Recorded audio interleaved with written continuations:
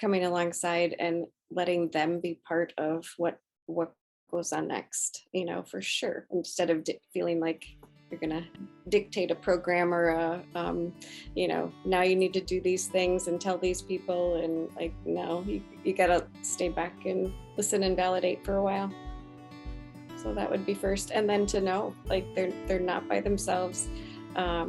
This happened to a lot of people in a lot of contexts, because there's a lot of negative beliefs that get planted as a result of trauma.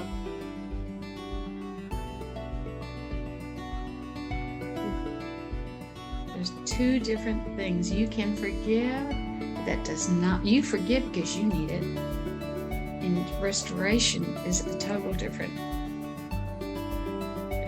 total different kettle of fish. That doesn't mean you have to be restored.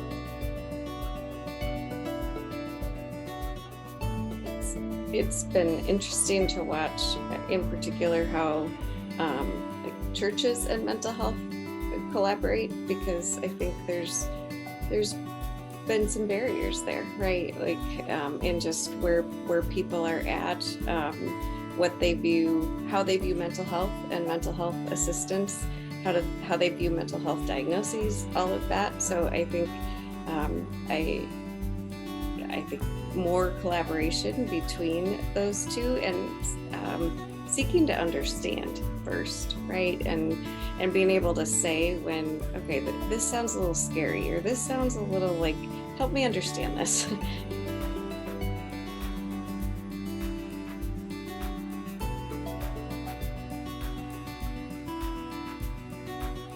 And thanks for joining us today for a Grace Live conversation on collaboration and mutuality.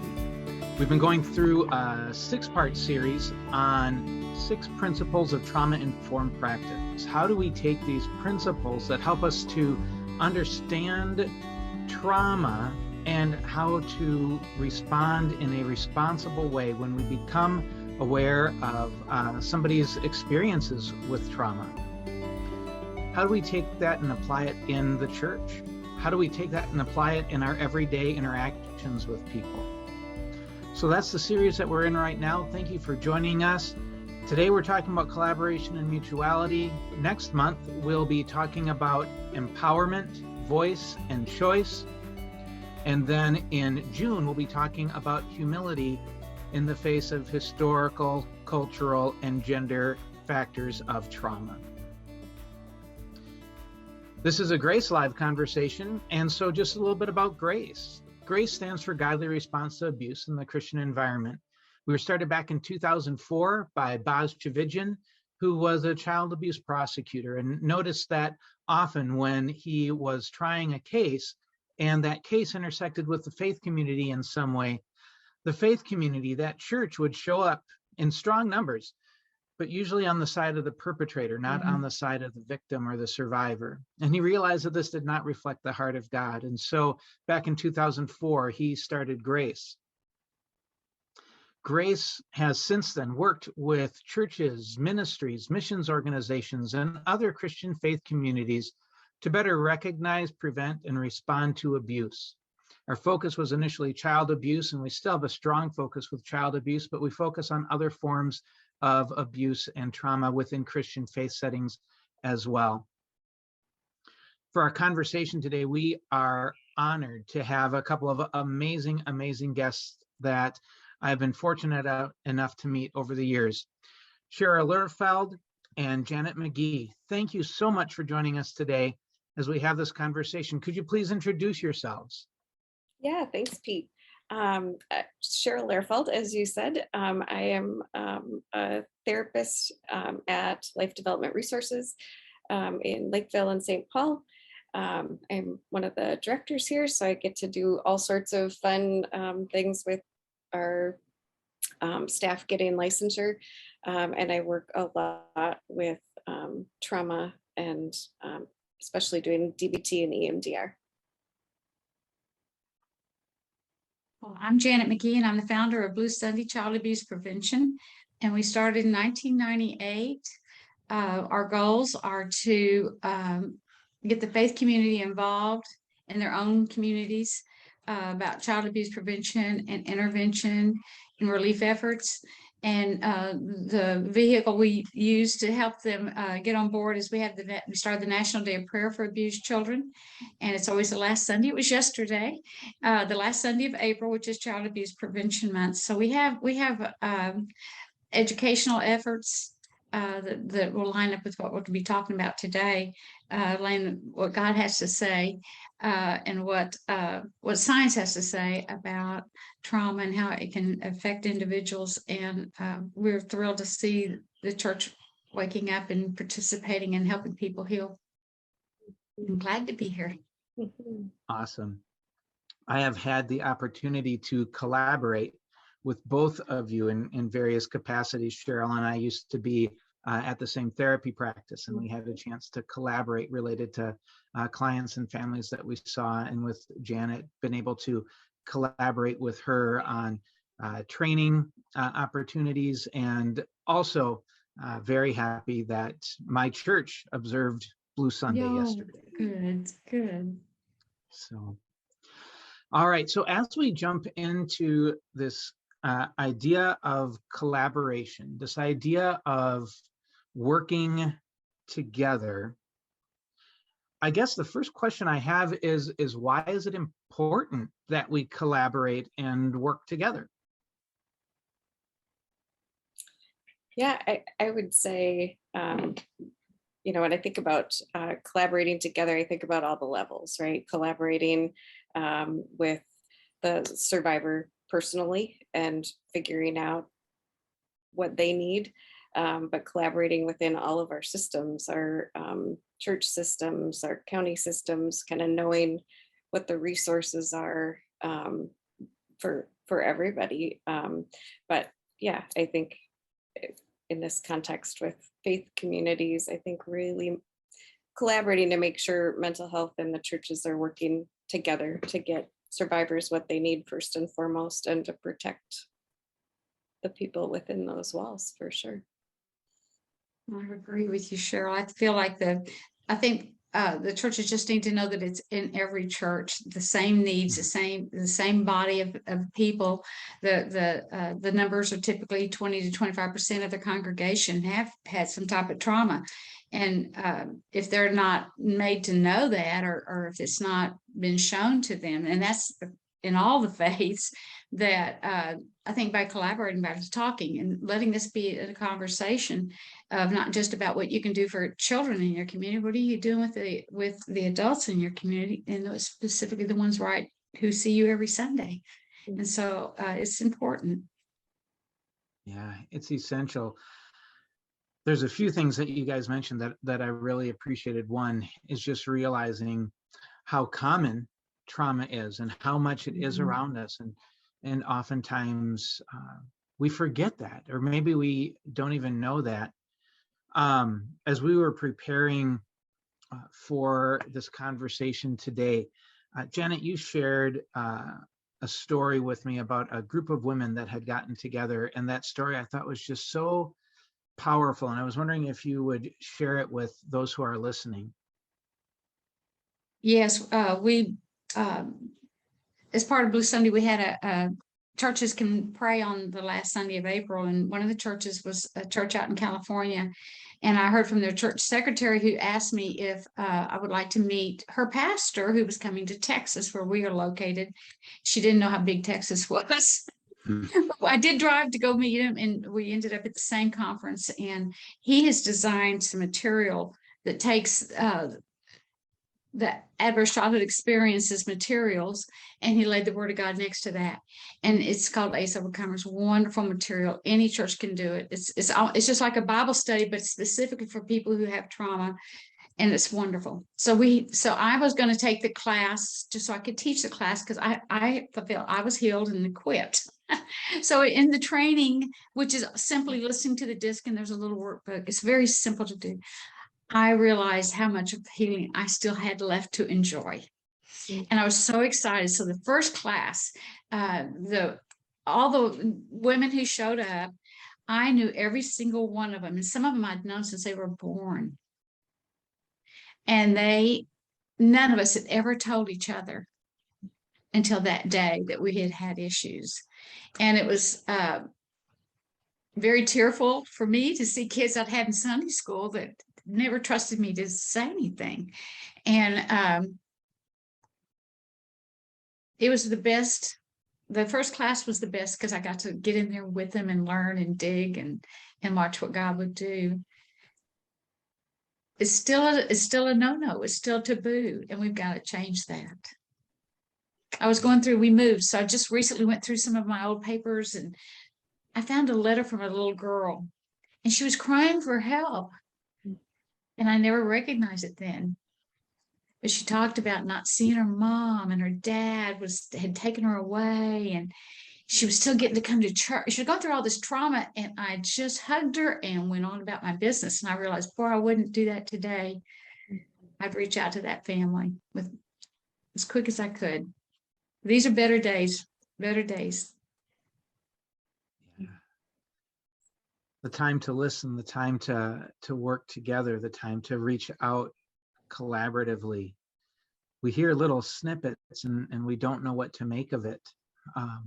But just taking that time to not just look at what can we do for somebody, what can we do to somebody, but to switch that focus to what can I do with you? A child that's hurting, what can I do with you? A family that's struggling, an adult survivor, what can I do with you as you walk this path? Cheryl, one of the things you mentioned as you were talking about reasons to collaborate, you mentioned different levels of collaboration. And we've talked, as we were preparing, we've talked about 3 levels of collaboration, and you had mentioned them. Collaboration with a victim or survivor. Collaboration within our own system. So pastors talking to each other, clinicians talking to each other, healthcare providers talking to each other. Yeah. And then also collaboration across systems. Pastors working with mental health professionals, working with healthcare professionals. We've talked about expanding that collaboration so that we're looking both at collaboration with the individual, collaboration within our system, and collaboration across systems. So if we take that first level of collaboration, collaborating with the person, collaborating with the survivor, with the victim, what does that look like? I think Jenna was mentioning that. I mean, just noticing. I think noticing maybe your own thoughts about that, because I think sometimes people go, well, I didn't, we talked about this a little bit earlier, that I wouldn't call it trauma, right? It's just something that happened. And we can explain that differently and validate it, right? Not label for a label's sake, but validate what happened here. And then hear the story and then come alongside and give them choices, because that's the nature of trauma a lot of times, right? Is it's not a choice. And people don't always know what to do next. Could be the way it's always been, feels normal to them. And then, and it's extremely painful when the light gets turned on, right? That is trauma, that here's what we can do. And come alongside you in that. You're not alone, and we're going to figure it out.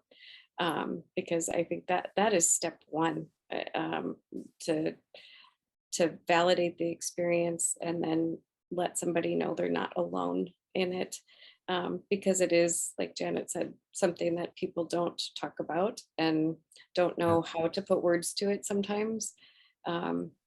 So I think listening, coming alongside and letting them be part of what goes on next, for sure, instead of feeling like you're going to dictate a program or now you need to do these things and tell these people, and like, no, you got to stay back and listen and validate for a while.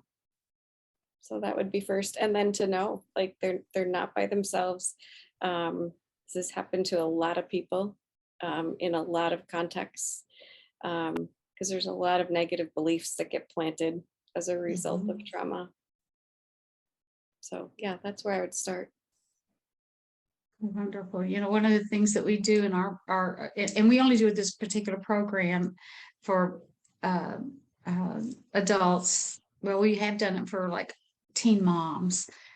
But one of the things that we right off the bat wanted to know what our goals are. You said it, you started it. You're not alone. It's number one. You're not alone. And they can see that because they can see this crowd of women with there also. And then it's also, it wasn't your fault. It absolutely is not your fault. No matter what your head did and how you've replayed it a million times, it's not your fault. And the other one is that there is hope. Because without hope, then they just are going to give up. They're going to self-soothe with drugs. They're going to self-soothe with alcohol. They're going to self-soothe through my drug of choice was food. If they don't understand that there is a hope, then what are we here for? I think one of the key things too for us is to help make sure that we want them to know quickly that forgiveness is not the same as restoration. Because when I finally got that in my head, I was able to move forward. And I didn't move as far forward as I did later in life. But it got me kick-started into overcoming, helped me get past things I thought I couldn't get over. There's two different things. You can forgive, but that does not, you forgive because you need it. And restoration is a total different kettle of fish. That doesn't mean you have to be restored. Right. Yeah. And in fact, sometimes in some situations that restoration is healing and good, but sometimes that restoration is very dangerous. Yes. And yeah, collaborating with the survivor to work through which is it for you, because we're not going to force that on you, right? Because that's doing to instead of doing with. And I loved how you described, Janet, that it was an ongoing process over time.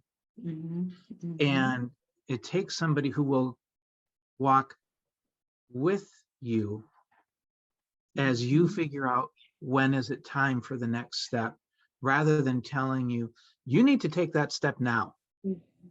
And just the power of that process that took time, and that you were allowed to take the time.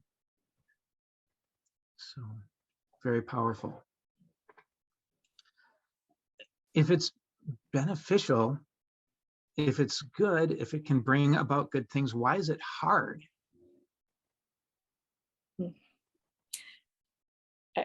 Collaboration. Yeah, why is collaboration hard? Why is it hard for a person to collaborate with a survivor, to do with instead of to do to and to do for? Well, I think as a therapist, I mean, we talk a lot about how you can only go as far, you can only take other people as far as you have gone, right? So so I have tried to do that in my own life. You know, what am I comfortable with? What am I comfortable hearing? What are because the stories are varied and intense and heartbreaking. You know, it's all of that. And so I need to be able to handle it. So because I have clients that will say, I don't even want to tell anybody else this. Like, this is the environment. Like, sometimes they haven't been able to even speak a word, you know, of that. And so creating a safe place where they can do what they need to without worrying about anybody else is one of my first goals. So I think that's part of why it's hard, you know, like, let me hear where you are as much as you're ready, when you're ready, because you got to get to know me too, right? Just because I'm a therapist doesn't mean you automatically trust me, right? Nor should you. It's a relationship that we're building, and you get to do that on your time frame, and then decide what we do next. in that healing process. But I think a lot of that, that is, in DBT, we talk about some of the process of that being, where angels fear to tread. And I think abuse is one of those too. It's like you're going into really deeply wounding scenarios, and you need to be ready for that. So I think that's one way that I think it's hard, because you have to have the right I don't know, heart about that, or readiness to do it, Yeah. so that the client doesn't end up taking care of, or the person you're talking to doesn't end up trying to take care of you in that. That's Mm. backwards. When you talk about taking care of others, that's probably a big part of it too. I know that in our sessions, we tell everyone, don't say anything in this session you don't want on Facebook, because a lot of times now, these are not women, most of the time, these are not women who know each other. They don't even know us, but they have sought us out and heard about the program. And so, but what I see, because it's none of my business what happened. And so I certainly don't, I've got my own history. I'm not, I don't need to collect stories. Yeah. But eventually they'll start doing little snippets.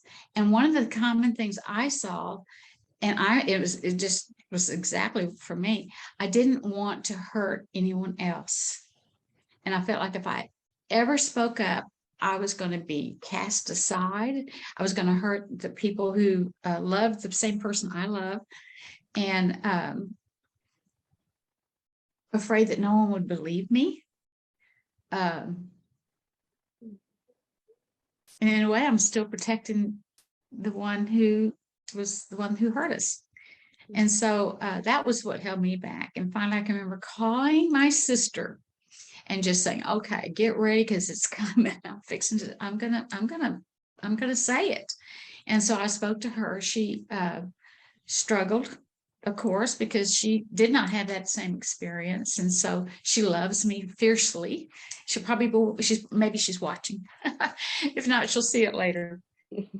But she did not have the same experience. And so she gave me excuses and reasons, and maybe they were, or maybe, and so it was, and I'm glad it was her that first kind of turned to me, who didn't receive, to prepare me, because that is kind of the way it goes for most people. I can remember being told, you're going to tear up the whole family. Well, who wants that? I mean, it's not this cousin or that cousin's fault, and it's not my favorite cousin, my favorite aunt. It's not any of their fault. Who would want that role? So you're just further traumatized, because because then you would, if you speak up, you're going to have to deal with them knowing your business in an intimate way, and possibly ruin someone who everyone admires reputation. And so I didn't go on a campaign. I've never gone and dialed up everybody that I know had grew up around this person. And but I know why they don't say it, because they get a lot of responsibility dumped on their lap right away of what's going to happen if you say that. And what if you're wrong, as if you could be wrong about something like that. Wow. That's something that's very important for us to remember and to consider when we are first invited into that space and first hear the story from that person, of how much weight is already on that person's shoulders, and how we're called to walk alongside, to walk with that person in shouldering that weight together. I mean, there's only so much you can do if you're not the person that experienced it, but to be there with the person, so important. So that's collaboration with the victim or survivor.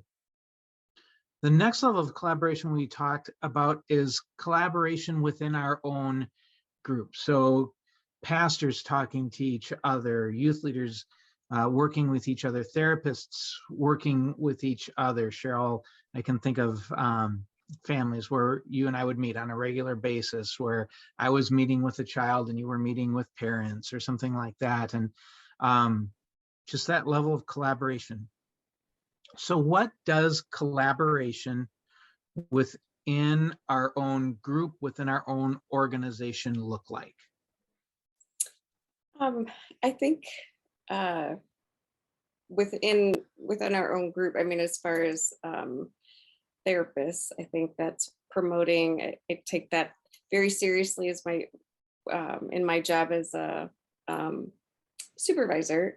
Just helping staff learn more, push themselves a little bit, hopefully, um, and and going in deeper, with clients, to it, there's not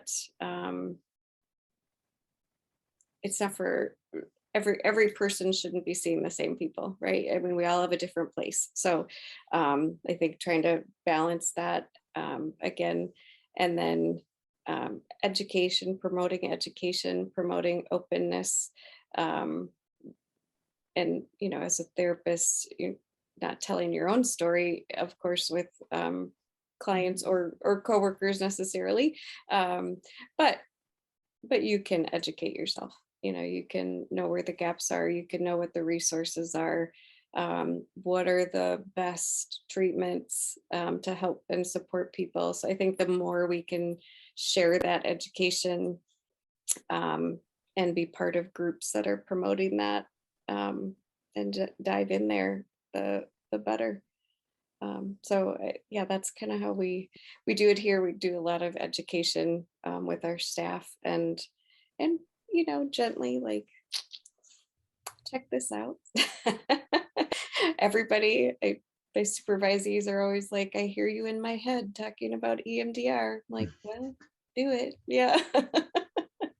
It is so life changing when you talk about hope, Janet. That there's just so much hope.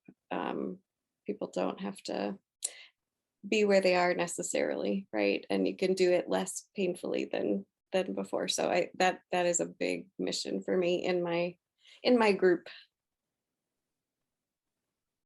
Cool.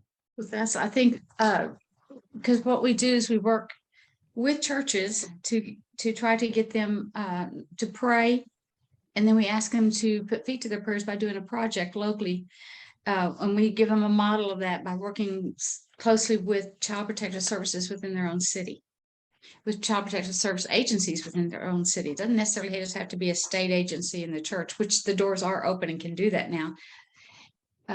But by getting them, we want to make it real clear to them. This didn't happen by us walking in 30 years ago with a Bible in our hand, beating everyone in the head with it. We went in there and out of trying to just show them the love of God, just showing them the kindness of the Lord, just loving on the workers, open the door for the access to be able to be trusted to do events for the kids. And so that didn't happen overnight, but now the state of Texas has a faith-based initiative. The state of Texas, I mean, it's part of their framework, and so where now every family that goes through a crisis, or every child who has some type of service with CPS, can actually receive some kind of help from someone in the faith community, or a church, not just a person, but a church. If an adult agrees, or even the kids can even come to, like, we have a foster teen camp, and we do that during spring break because they never get to go or do anything special during that week. And I'm talking from Texas. I don't know about anywhere else, but even then, the kids have to understand this is a faith camp, so that they are prepared. So at camp one time we had the young man who, during we called it life lessons, and it was how I could show them little things to tie in with how to access all the great things available to them. Free education in Texas is available to them, and of course Christ. Well, the foster teens are just a whole different breed of kids, and so the mean girls were over here, and the cute boys were over here, and then giving each other fits. So in life class, the girls told me, "Ma'am, he does not like God. He hates God. Matter of fact, he won't even put your t-shirt on that has a scripture on the back. And I looked over at him and he had big old tears, which of course me, I'm a crybaby. So I got tears and God just moved, I felt like, because I told him, I said, you know, it's okay. You don't have to wear that t-shirt. This isn't a test. You wear a t-shirt. I said, it's okay. I'm not mad you don't wear a t-shirt, but you need to know that whatever hurt you, whatever got you to be where you are today, God saw it. And when your heart broke, God's heart broke too. Well, now all of us are crying. Even the mean girls are crying. And we really had a moment there because we had to make, in all our staff, we were taught, we're not there to fix anything that happened to them. If things come up, you take as high a road as you can. We're real careful about working with these kids because a lot of them are medicated. That seems to be the first thing that happens to these kids if they've had they've all had trauma or they wouldn't be here. They're medicated. So now we had their trauma that might make them react differently than another child that didn't have trauma. And we also have, maybe they'll react differently because they're medicated and maybe you just don't know what you're going to get. That's why you better know that you're there sharing Christ and acting like Christ in all situations. And then sit back and see. So the next year, and he was precious. Everyone just adored this kid, but he wasn't going to put that shirt on. He never did. The next year, he wore the shirt to the camp. He came back. He was too old. He'd already graduated. He was about to graduate. But he did come back. He was working and he quit. He stopped and came to the camp. And he came up to me and he told me, I want you to know I go to church with my grandma. And I didn't even ask where. That wasn't even, the fact is that we just all of us have a chance to open a door just a crack. And if we're in there trying to beat, well, are you a Baptist? Is it a Baptist? Or if we're trying to get our agenda, but really we need to make sure that we have God's agenda. And that is that we want to wean these kids off of their trauma and their trauma behaviors into a relationship with Christ. And they can't do that just by saying, well, you just need Jesus. They really need to know that he loves them and he cares and his heart breaks for them as much as ours does. And being willing to walk alongside someone rather than this is what you have to do, this is what you have to do.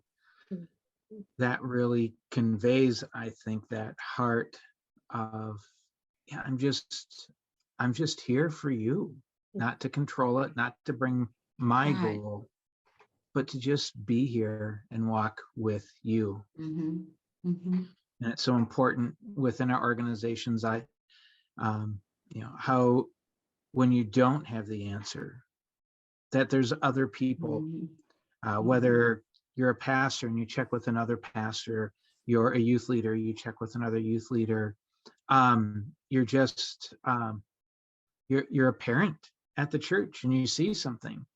So you collaborate to see what can I do to help, what can I do to learn. Working together within our group, within our different churches, within our faith communities, within people in our same discipline can be so important to meeting the needs of the kids and of the survivors. So that's collaboration on an individual level, that's collaboration within our groups. And then there's collaboration outside of our groups, crossing those boundaries that sometimes are not so easy to cross. And you talked, Janet, some about that already when you talked about a partnership in Texas between that really allows the faith community, when kids and families want it, to be able to help kids and families in the child protection system. In Minnesota here, we have something similar to that called Care in Action Minnesota that establishes partnerships between the broader community with a focus on the faith community and the child protection system in various counties to do a similar thing that we're able to help meet some of those basic needs and some of those quality of life needs. But that ends up being collaboration across systems, collaboration across disciplines. When have you seen that work well?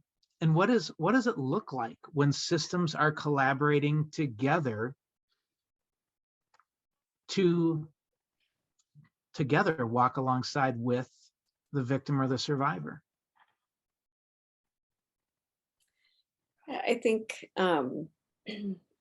it's been interesting to watch, in particular, how like churches and mental health collaborate, because I think there's been some barriers there, right? Like in just where people are at, what they view, how they view mental health and mental health assistance, how they view mental health diagnoses, all of that. So I think I think more collaboration between those two, and seeking to understand first, right? And being able to say when, okay, this sounds a little scary, or this sounds a little like, help me understand this. When you're doing therapy, like, what does that mean, and how do you address mental health issues out I would say outside of faith, although I don't really view it that way, but sometimes people do, right? They have different views on it. So, so I think reaching across and trying to make a difference, maybe for me, it might be in my own church, right? Making a difference that way, or just doing something like this, and reaching across and going, yeah, there's maybe some misunderstandings, and how do we fix that? How do we figure out what the resources are for people in all the areas, right? In all the community, what is out there that child protection offers, that the county assistance programs offer, that different churches offer, and then the mental health resources that are out there, and just trying to give people more options and be part of understanding, versus maybe drawing hard and fast lines that then end up being more disagreements, or I think we can use more collaboration in that. I agree. For us, I think recognizing that we vie for the same financial dollar within our area, and I saw that kind of was a stepping stone for me to say, hey, we're going to rise above that. I want you to know what we do, and I've got to learn what y'all do. I had to learn what CASA did. I had to learn what children's advocacy centers do. I had to learn because I had to know what was. We wanted to fill in blanks and not duplicate services. Yeah. I wanted to know who the child specialist was that CPS loved to work with. I've been fortunate to know two of them here, and lovely people, just lovely people. But by collaborating and coming together, and at first, I will say, when we were first, I guess, on the block, that it was knocking on a lot of doors to say, hey, we're here. This is what we want to do. We want to help make a difference. And at first, honestly, it was kind of like they were saying, you want to do what? Why are you here? And pretty soon, out of friendships and a common love for these kids, we work with every agency in the Valley. And as far as just for for abused children and youth, but it's really, truthfully, it's having to put your fist down and your concerns about how it'll affect you and your church and your ministry. Get out and find out what's going on. Find out what's available. We've been able to do projects for other agencies right and left, and we'll do them. We'll go provide just this one part that they needed for some other bigger project they were doing. And so we just about everything we do now. We rarely do an event just ourselves anymore. If we host an event, the Foster Angels who also minister in this area, they came along and helped us at our last camp.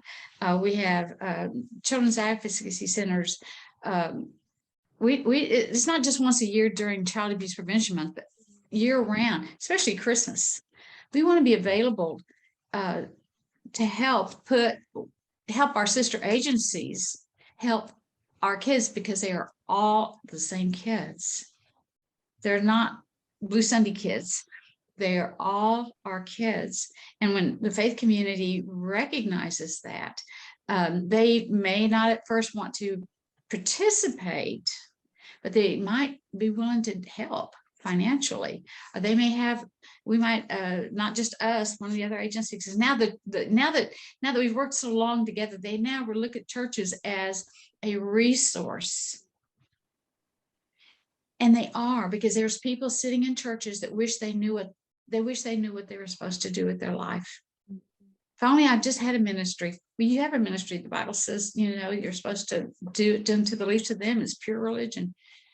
So by making these connections, somebody has to make that step. Somebody's got to go by and just knock on the door and say, hey, now we meet once a month with the agencies. And of course, because of COVID, we only do it by Zoom. And not everyone comes every time. We might have 3 people, or we might have 30. But it's a way we connect. And that's how we know the children's shelter is going to need, well, right now they're needing clothing. So when that pops up on our Facebook page, we're going to be the first ones to promote it and ask our people who follow us to go help them.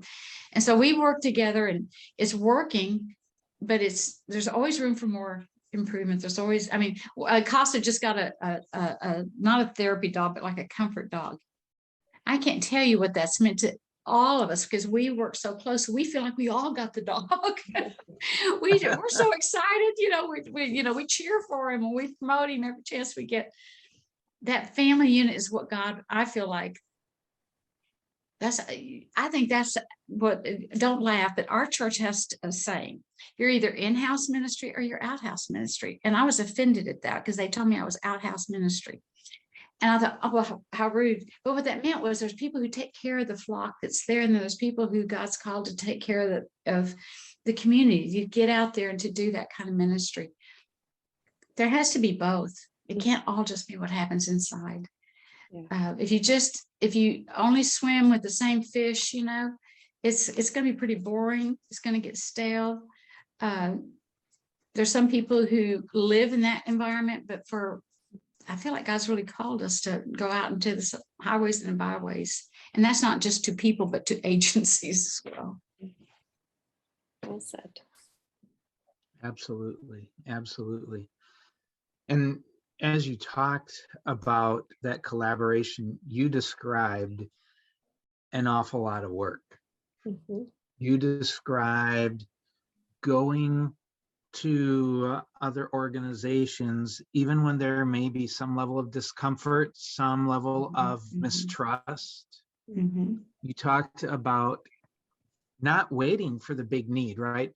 You know about the need at CASA right now, not because CASA suddenly came to you, but because you had established the relationship ahead of time before it got to the need. Mm-hmm.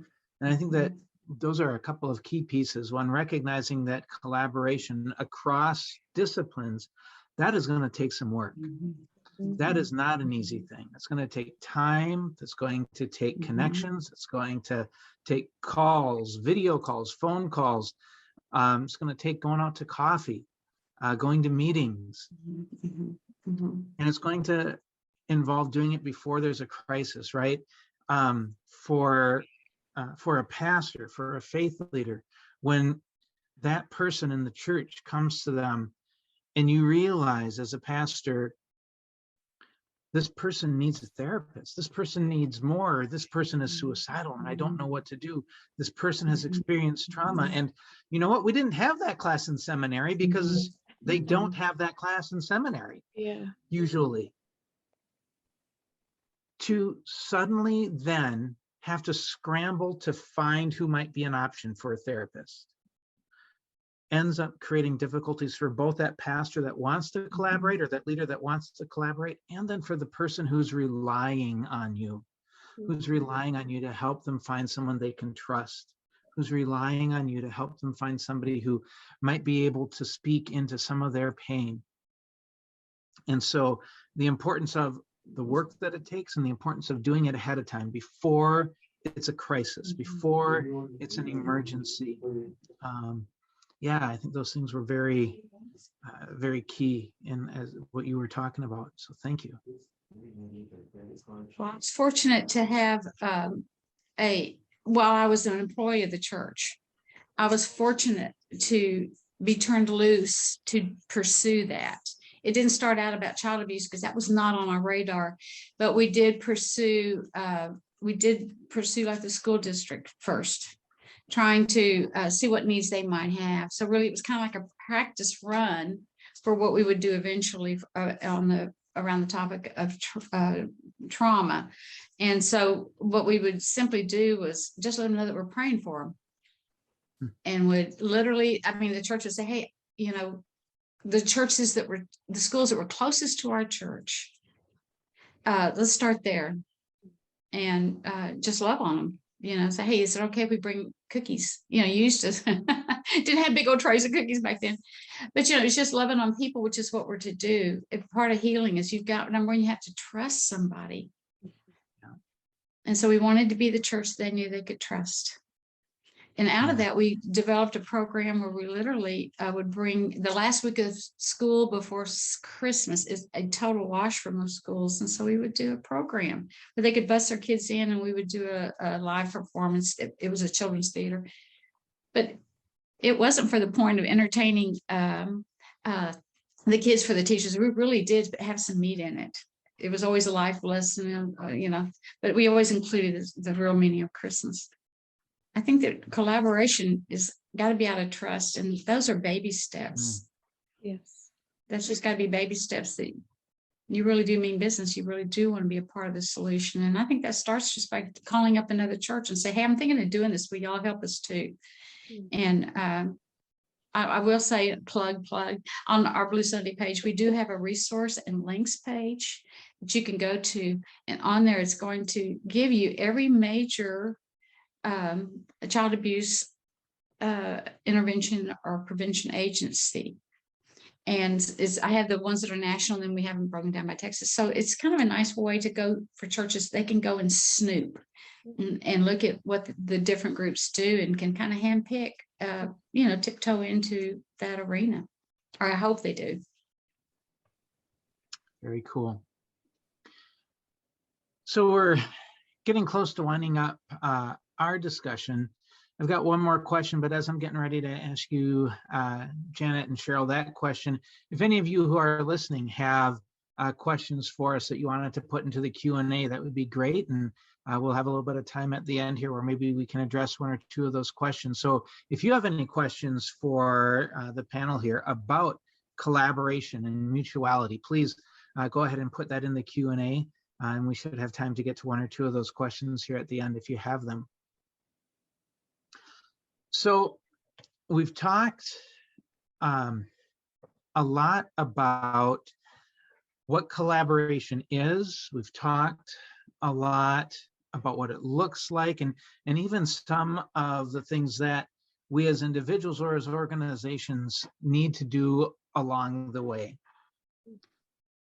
If I am an individual, or if I am a leader in a faith community, and I'm realizing I really need to dive into this collaboration more, help me to understand what's the first thing I need to do. So there's a bunch of things that I need to do. What's the first thing I need to do? As an individual wanting to, as I want to collaborate with survivors, what's the first thing I need to do if I'm going to collaborate with survivors? And if I'm going to collaborate with other organizations, what's the first thing I need to do to collaborate with other organizations?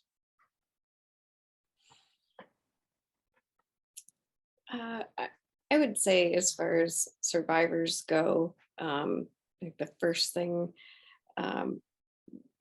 leadership and churches need to do is maybe educate themselves on signs and symptoms, you know, and ways to respond, and to be able to approach that and know, like Janet had said, like that this is a safe place to do this, and to ask for help and say where you are. So I think that would be the first thing, I think, as far as survivors go.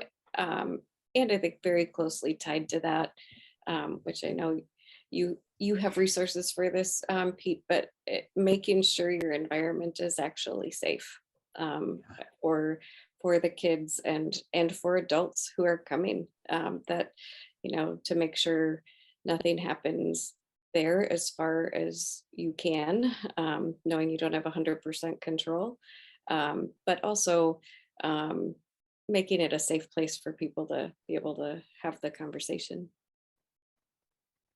Yeah, safety. Very Mhm. cool.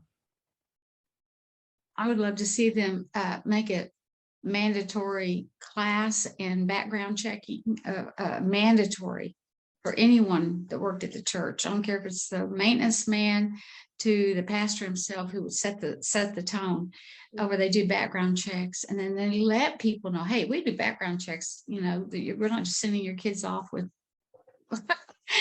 with the same people that have been doing children's church for 100 years. I mean, we take your child's safety serious, and I think recognizing that a quarter of your church has trauma, if we were to go with the national numbers. So why would we act like they're not there? You can see a child's bruise. You can know how to act with a bruised heart. You just need to, I in my heart, I feel like everyone I meet now, I look at them as though they're just like me. And I think we all should look at that. Just assume everyone's broken, Yeah. because we really are one way or another, and then act accordingly. If you can accept the fact that we're a hospital, not just this holy temple, we're also a hospital. People are in that church, they're looking for answers. So let's give them to them and go at it as though they have history, and the answer is still the same. It's through love and companionship and kindness, showing the love of Christ, and then showing them why you can do that for them. It is because of Christ. Well, thank you both very much. We did get in a question, and this is, I would say that this is a question that we deal with often at Grace, both in the preventative work that we do and in the investigations and real-time work. So the questions that's come in here is, do we speak up even if we feel it can hurt a church member or family member? As you said, it could hurt someone who is admired. But if we don't and continue to stuff it, it will be very bad for us and our health. Yeah, I would say absolutely, and get some counsel on how to do that, right? Like there's people that can help, figure out what is step one, and I think, or step two. Step one, is finding that person and being able to share your story, and then saying, now what do I do? Because I think survivors have to be, in a safe place to be able to do that next step. So disclosing it, depending on what the scenario is, but disclosing without having a support system for themselves, I would be very cautious about. Cheryl, you just hit on a good point. I just wish every church had a liaison. Wouldn't it be precious if every women's ministry had a liaison where it's not just women. You can tell that's who I typically work with, that and kids. But wouldn't it be wonderful if someone could sit down and talk to you, say, okay, because they're counting the cost. They're looking for reasons not to say it, and being willing to stay broken and hurt and not understand why they react the way they do, or eat or drink or whatever it is they do. But wouldn't it be wonderful if the church could truly be the hospital that it needs to be? And so you said it, there needs to be someone that they can trust, someone safe. And that's collaboration again, because part of it ends up being, as the survivor, I can speak up. And as a church, we're going to make sure this is an environment where it is safe for you to do that. And that's working together, because it's not just on the survivor, yes, speak up, and then you handle all the fallout from that, Mhm. Mhm. because there is fallout. Yeah. Mhm. When you raise up your voice about this, there is fallout. Mhm. And it's our job as the church not to further silence the person, not to say, oh, but we can't hurt that family, but rather it's our job as the church to walk alongside the person who has endured that abuse, to make sure that those supports are in place, to make sure that we're doing whatever we can to walk alongside with that person, to recognize also that some people have been really hurt in the church Yes. and they need somebody to walk alongside of them, but right now it's not the church. Yeah. And so the church can, even if they're not the one to walk alongside of them, can help in some way if the person wants to find who could walk alongside them. That was a Well, great it's a question. lot of Thank you very much. risk there, because Mhm. you're There asking, is. because they may have to actually leave the church, and that may be the church where they found Christ, they found their faith, and it would be like leaving another. They were hurting one family, now I've got to, I might get, they might reject me, and it's hard. It's hard. It's where education's the key, like Cheryl said. Yeah. All right. Well, thank you both, Cheryl and Janet, for being here with us today. And thank you everyone who has tuned in and then who will tune in later after this is on video. This will be posted to our YouTube channel and it will be posted to our Facebook page. So please feel free to let other people know about this program so that they can watch it as well, and feel free to check it out once we post the links to this video on our Facebook and YouTube page. Yeah. Next month in May, we'll be talking about empowerment, voice, and choice. Trauma, by its very nature, strips power away from people. And next month, we'll be talking about how can survivors start taking that back, and what is our role in helping a survivor take back some of the power that may have been taken away. We look forward to seeing you next month. Have a great rest of the week, great rest of your day, and see you all next month. Thanks for what you do too, Pete. Thank you. Thank you. God bless you. Yeah. You Thank too, both of you. Both Yeah. of you. Bye-bye. Bye.